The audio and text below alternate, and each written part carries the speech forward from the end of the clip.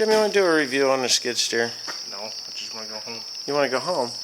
Well, what do you think of this skid steer? It's an amazing machine. Oh, it's an amazing machine. That's actually more than I thought he was going to say about it. When I bought this machine, how old were you? 2011. I know I bought it in 2011. You were still in high school. Yeah. 17, right? Quit chewing your lips. You got a nervous issue, huh? He's nervous. He's on camera. Anyway, I bought this in 2011. I paid $42,000 for it. It had 800 hours on it, like 804 hours to be exact. I've had. Wait a minute. Did you get this guy? Yes, you did. I just had Timothy grease it up, and I'm just kind of going over it. That company there is not honorable. I'm sorry. Pointless. No, they just. I'm hearing a lot of horror stories about them, even though I've had horror stories, but it is what it is. Anyways, this isn't about them. This is about this machine. I've had it on fire. I did have that happen to it. If anybody owns one of these, it's a good idea to change the fuel lines from time to time, correct? As I fueled it up, and it pumped all that diesel fuel into the tub underneath the transmission, and then by coincidence, total coincidence, the solenoid shorts out and sparks and set my machine on fire.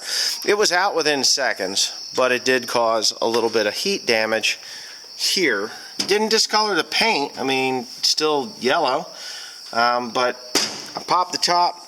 We threw a bunch of dirt on it. Yeah, it was when we were burying my sister. We had to dig the hole. All right. Actually, now we leveled the spot out where my sister was to be buried, and of course, I used the skid steer to clear out the spot where she wanted to be laid to rest here on the farm. And this machine was what was doing it, and then it caught on fire, which was really weird. Anyway, I do have some dirt in there. I need to clean the tracks out. In the winter time or in the summertime, it's really not that big of an issue to leave the dirt in the tracks unless you're going to go to the field with it by putting it on a loader or on a trailer and taking it to where you're going, which is what I will be doing again pretty soon, because I have hay in fields that it needs to, go and retrieve hay from. This is the second set of tracks that has been on the machine. These are about worn out, believe it or not. Starting to get some pretty hefty cracks in them, like here. Nothing lasts forever, let's put it that way. I mean, nothing lasts forever. And tracks on one of these skid steers will outlast tires, about 2 to 3 sets of tires versus one set of tracks. The set of tracks, brand new, aftermarket, are $2,100, which to me isn't bad at all. I think when I put the brand new tracks on this, I never had a hard time with it. It went on so easy. No, they did not go on easy. They went on easy when we put the new idler in there. John Deere uses the same idlers in the base there as what they use on their 450 bulldozer. So the thing is pretty much a tank, and in readily available parts. John Deere doesn't design this machine specifically for tracks. It's actually a wheel machine that is converted to take the track system. So instead of having that chain drive or whatever drive they have inside there, they just blanket off there and put the mounting plate for that, and you're good to go. Actually a chain inside there? Well, not on this one. On the wheel machines. You could convert this to a wheel machine. You could put this to a wheel machine. This is a 332. I don't know. I think they're a 330. The John Deere 330. I'm pretty sure the 330. It wouldn't be CT. But anyways, I'm not even sure of that number. This machine weighs 11,000 pounds without fuel, oil, coolant, and a bucket on it. Just the plain machine. It's 11,000 pounds. It is extremely heavy, which makes it very powerful. It's 90 horsepower, or 89.5 horsepower, 90 horsepower, 5-cylinder John Deere diesel. It is not made in Mexico. Some components are made in Mexico, like that joystick. The joystick was made in Mexico. And if you're seeing this video and you haven't seen the one where I actually got it running, of course it ran. It was flawless. I put the thing in and boom, I was up and running without any trouble. Yeah, it just boom, went right to work. And you've probably already seen that. I do not recommend going into the woods with these and, you know, doing things in the woods. Would you? Mm-hmm. You would recommend doing that? I would not. I've broken that glass. I broke the glass out of it once. Peyton actually broke the glass out of it a few weeks ago, maybe a couple, 3 months ago now. A couple months ago, but we don't. I watched what happened, but well, I can see where the tree branch hit, and I think it hit that handle, and I think that could very well be part of why it is broke. That handle broke. That's just my opinion on it. I don't know, but you could see the scrapes in there. Very durable machine. This machine now has about 2,300 hours on it. I bought it at 800, so that's how many hours I have put on it. I wouldn't be afraid to buy a new machine or another one of these machines. It's very wide. It's 84 inches wide on the bucket. It's, you know, wider than most machines. Now today, I think everybody's caught up on John Deere's width.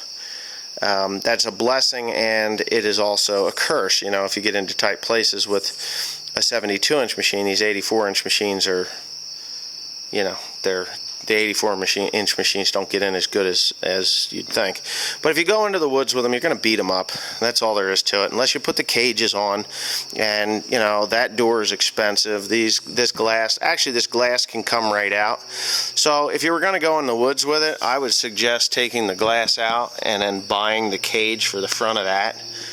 You know, because you start busting glass, it gets damned expensive damn quick. I was fortunate enough when I broke the glass to be able to find it on eBay, and it wasn't even that far out here. I drove out. It was like $1,100 for the parts, and that was, you know, for the cab kit enclosure, and I was good to go. And I still have some spare parts with it. Could use some paint. Probably will get it cleaned up, and before winter I'll go ahead and touch up the paint. It is John Deere Industrial Yellow. So that's really no big deal. It did look a lot nicer in 2011, but I've hauled fertilizer, stone, asphalt. I've done all kinds of things with it. My brother-in-law dug a trench that was 8 feet deep. They couldn't even see the roof when it was down in a hole, and it was about 300 feet long up in Phillipsburg, New Jersey. I don't know what the hell they were doing, but he needed a little tiny track machine. Couldn't get a track hoe in there, and they needed to get this thing dug out, so they did. I think they laid, I don't remember what they laid, some kind of piping down in there and crushed stone. So they dug the hole, and then they filled it with pipe and stone and whatever. Maybe they built a septic system with it, I don't know. But it's really sandy up there. The only thing that I was always ever really concerned with is right here. These final drives in this machine. When I bought it, I asked the guy that I bought it off of, hell of a nice guy. I said, hey, what's the weakest link on this machine? And he pointed at these. He says, the final drives. He says, we'll have final drives that'll go a couple thousand hours, and we'll have final drives that go 600 hours.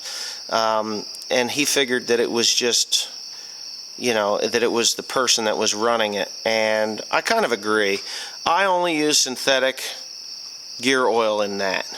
And that's it. Synthetic gear oil in these final drives, and I change it often, very often, both sides. And it's due now.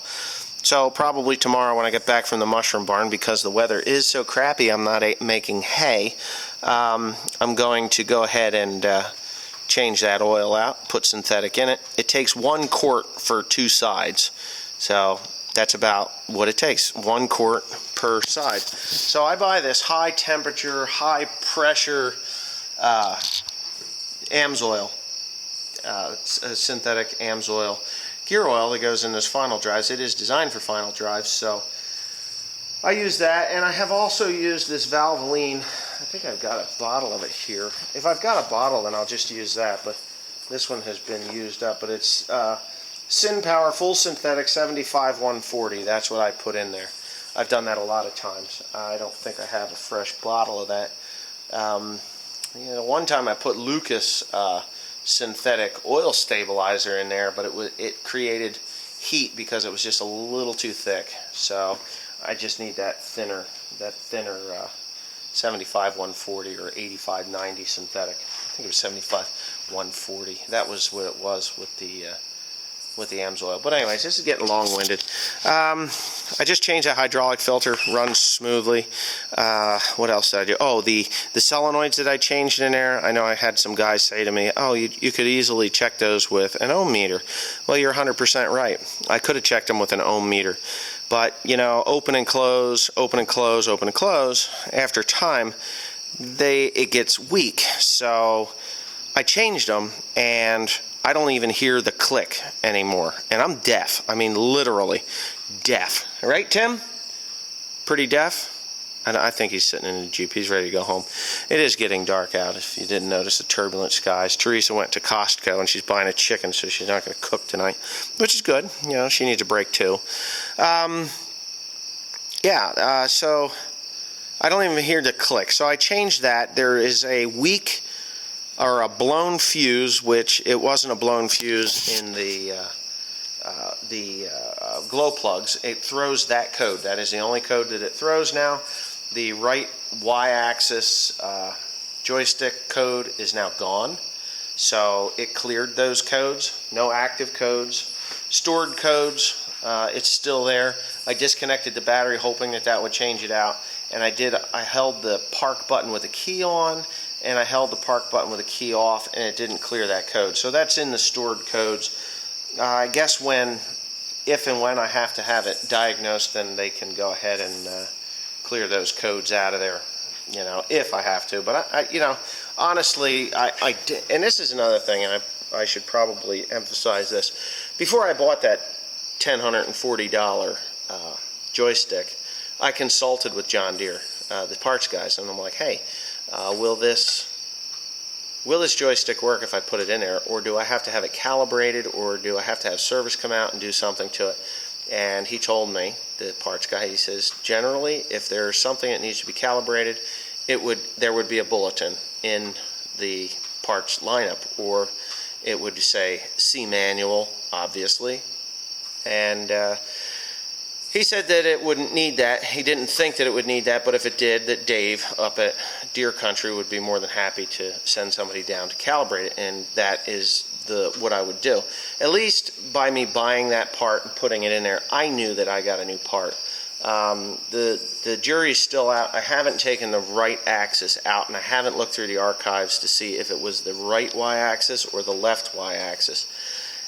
I mean, I just replaced the right Y-axis, and I just got to go back and look through the videos. Someone did say that was the one that was supposed to be replaced, but it wasn't, because the build code was the 31st week of 2008, and that is the year and month that this machine was built.